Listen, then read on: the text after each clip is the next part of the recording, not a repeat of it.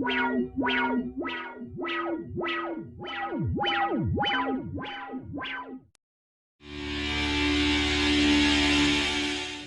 tell me about your affiliation with these Saw films. My affiliation? I got a call one day. They said, "You want to do a part in this movie?" I said, "Well, it's pretty popular. I wouldn't mind, having a look." And it was a little part in number 3, and then it just blew up. And they kept me alive up until the end, so I can, sort of show up and say I'm the longest surviving member of the franchise. Do you die in this one? We never know.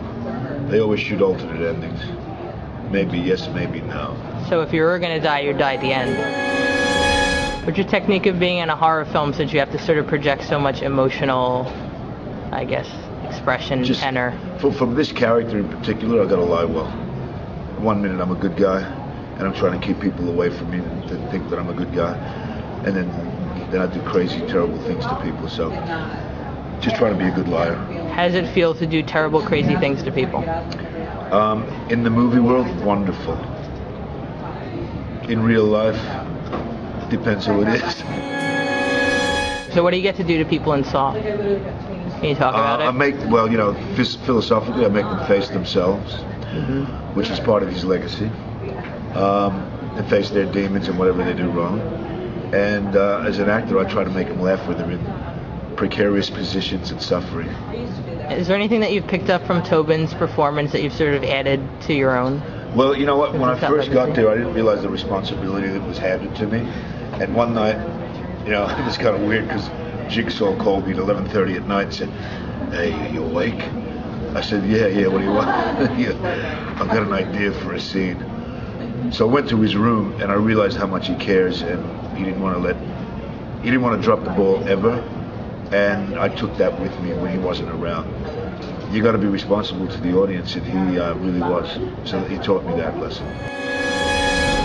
Did you get to see anything in his notebooks that he would carry around about Jigsaw? Say that again? Did you get to see anything about his notebooks that he would carry around about Jigsaw? No, he's very private.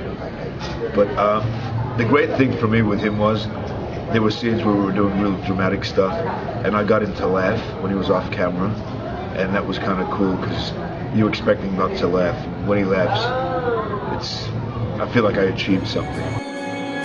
What is about about being in playing a horror villain?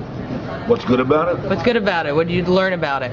I mean, you have a deep voice, a tall presence. I mean, does that sort of add into it? I guess, but whatever presence you have, it plays into it.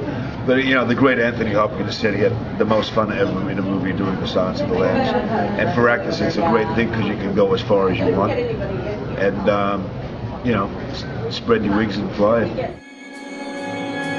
was one scene where I get to kill Strong, who was Scott Patterson, and I was going down to this glass coffin in number 5, and it wasn't my idea. One of the producers said, "Give him a little smile," and I thought, Jigsaw never smiles, but I actually gave him a little smile like I got you, and that looked pretty evil to everybody. So these are the little things you learn. What are your favorite kills in all the movies that you've been in? What's my favorite kill? Yeah, that you've performed, and why? There's a couple of favorites, and there's a couple in this one that I can't reveal, but they're pretty good.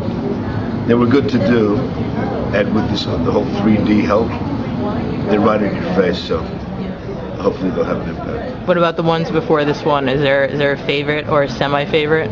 Well, there was one when a guy died with the pendulum at the beginning of 5. When I saw that, I was like, whoa, this is cool. The reaction of the audience, like a big audience that hadn't seen it before, was pretty wild.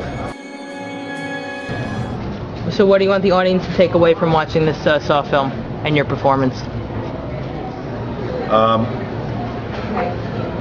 Should just be remembered, to want to see it again, and to think that I didn't ruin the franchise when I joined it.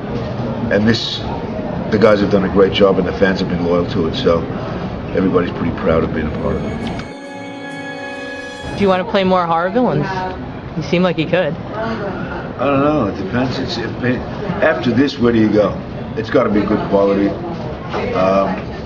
I wouldn't mind kissing a girl once in a while. That never happened in this movie. So. That's hard to do. I mean, a lot of the horror girls would totally like to make out with Jason Voorhees, but he has no lips by 7 comes around, so what are you going to do? So maybe you don't want to play someone that's rotted. I always so your horror movie, you're a sweetheart of the chicks. Well, you know what? Don't tell everybody that, but I guess if that's what they say, I'll take it. It's funny. All guys want girls to like them and vice versa. And when I hear that, sometimes I get a little shy. But thank you, girls. Room 3502, Trump Soho.